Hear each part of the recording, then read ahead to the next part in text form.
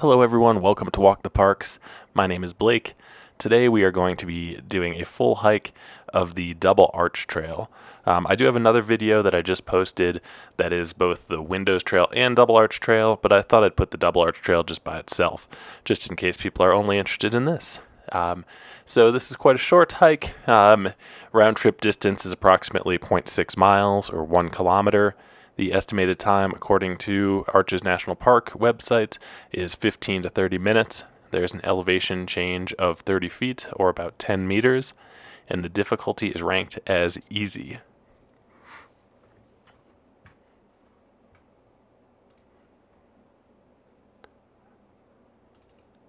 The first, there's basically two signs here. There's one right at the trailhead where we started the video, and then that one that I just took a picture of. The first sign says Double Arch Trail. This fairly flat and easy trail leads to two huge arches that are connected at one corner. The rock around them is a natural amphitheater that magnifies all noises. Try staying silent on this walk rather than broadcasting your private conversations.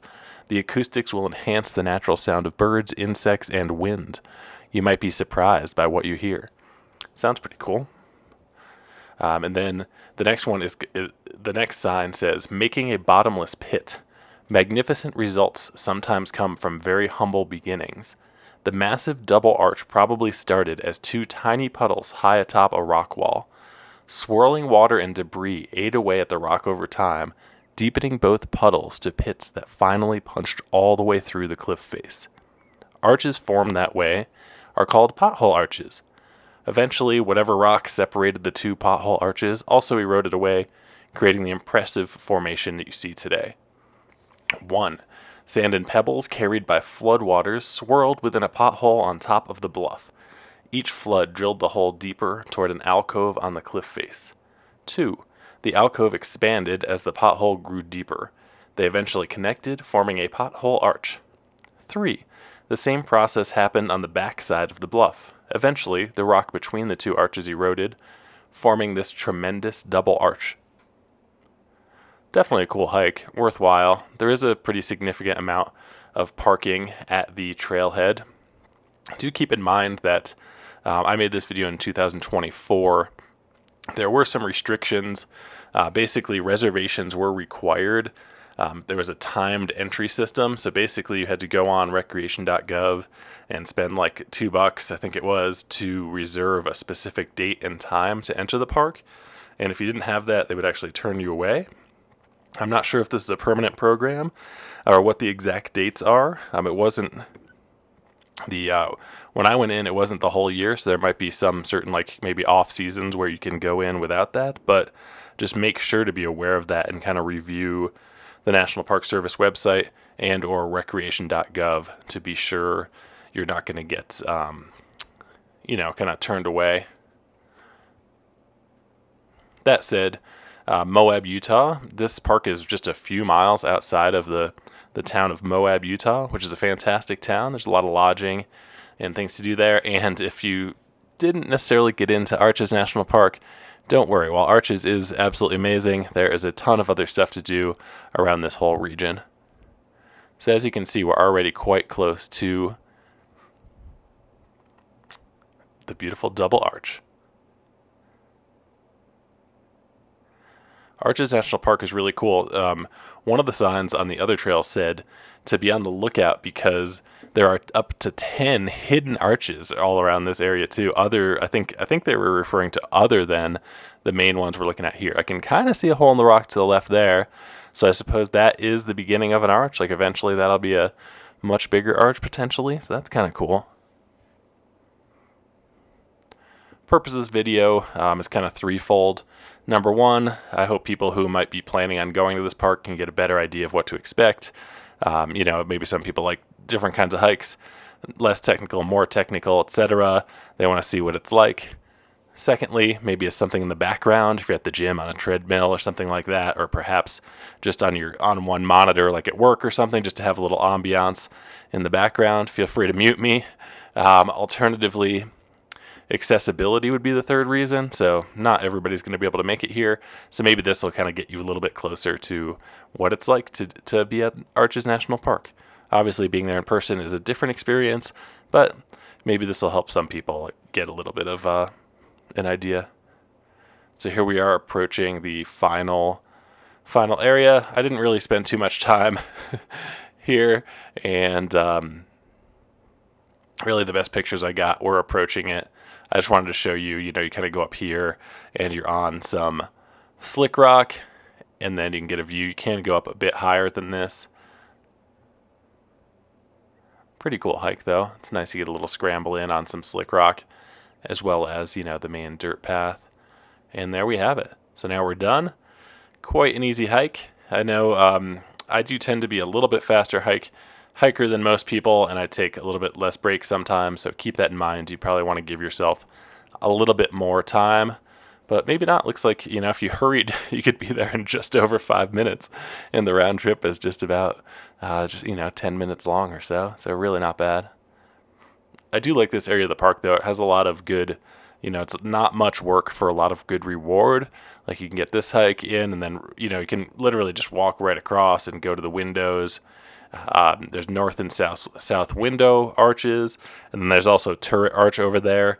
So that's fantastic. You can also there's like a little primitive trail. You can do a whole loop around, not very long. If you do all the trails here, you're looking at about 2 miles.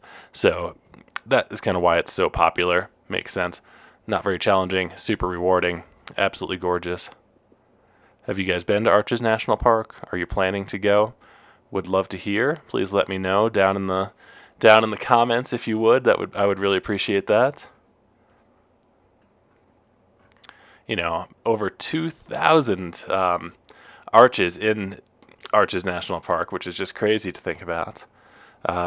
There's some other named features in this area. Maybe you can play a game if you have a map, or you can kind of guess what the features are. I don't know if they're in this video, to be honest, but you can kind of play if you go on your own or as you're watching this video for things in the background. But some of the other named features in this area include Garden of Eden, Elephant Butte, and Parade of Elephants. So that's something to kind of look out for.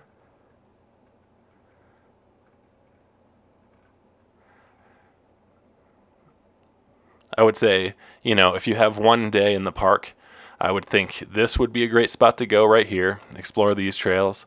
I would go and do Delicate Arch. That hike is a bit harder, so kind of keep that in mind, and depending on your fitness level and stuff, obviously do more or do less depending on that. And always watch the weather. I mean, it can be super hot here in the summer, so be really careful. Be protected from the sun, carry water and salty snacks. So anyway, I would do this. I would go to Delicate Arch, and then last I would make my way up to Landscape Arch. Those 3 areas are absolutely amazing, and then you'll also, in doing all 3 of those, you'll pretty much see all the driving within the park too. So that would be probably an ideal full day. You are going to get yourself into a lot of hiking. You're probably approaching like 10 miles of hiking in a day, but that's what I would do. If that sounds like too much for you, then do as you wish. I do have videos now posted of all of those, so keep that in mind if you want to go and check this area out. I've got a video, Delicate Arch is a video, and then the Landscape Arch is actually part of the Devil's Garden loop. Like, you can do a full 8-mile loop there, but if you just want the best parts, I would recommend going to Landscape Arch. That is definitely the best, and it's not too far along the 8-mile loop that you could potentially do. So take a look at all those videos. Those are the 3 best. Maybe you can kind of select if you have less than a day, or hiking 10 miles sounds like too much. I respect that fully. Maybe take a look and see which ones are the most worth it. The most popular for sure is Delicate Arch. That's on the Utah license plates. That's got to be. It's Delicate Arch is one of the most iconic landmarks in the Southwest, really. So worth checking out. However, that hike is definitely significantly more difficult than this whole area, and more difficult than just going to Landscape Arch and back. So keep that in mind as well. All right, so now we're kind of approaching, this is the lower parking lot to our right, and then on the left you can just barely see some cars. That's the upper parking lot. And when we do hit the road right up here, there's a crosswalk, And then that's a connector trail if you were to cross this street here. The connector trail just goes between the lower and upper parking lots. And again, this lower parking lot is kind of for the double arch trail, and the upper parking lot is for window arches and turret arch, as well as that primitive trail that goes around them. I would really recommend not moving your car in between the two. It's really only like 100 yards or so, maybe a little 150 yards on the connector trail. If you're thinking about doing both, especially with, you can see people are kind of backed up waiting for parking and stuff like that, definitely just take one spot would be my recommendation. Thank you guys so much for joining me today, and I hope you have a wonderful adventure. Let me know in the comments how things go, or if you want to know anything else about this area. Have a great day.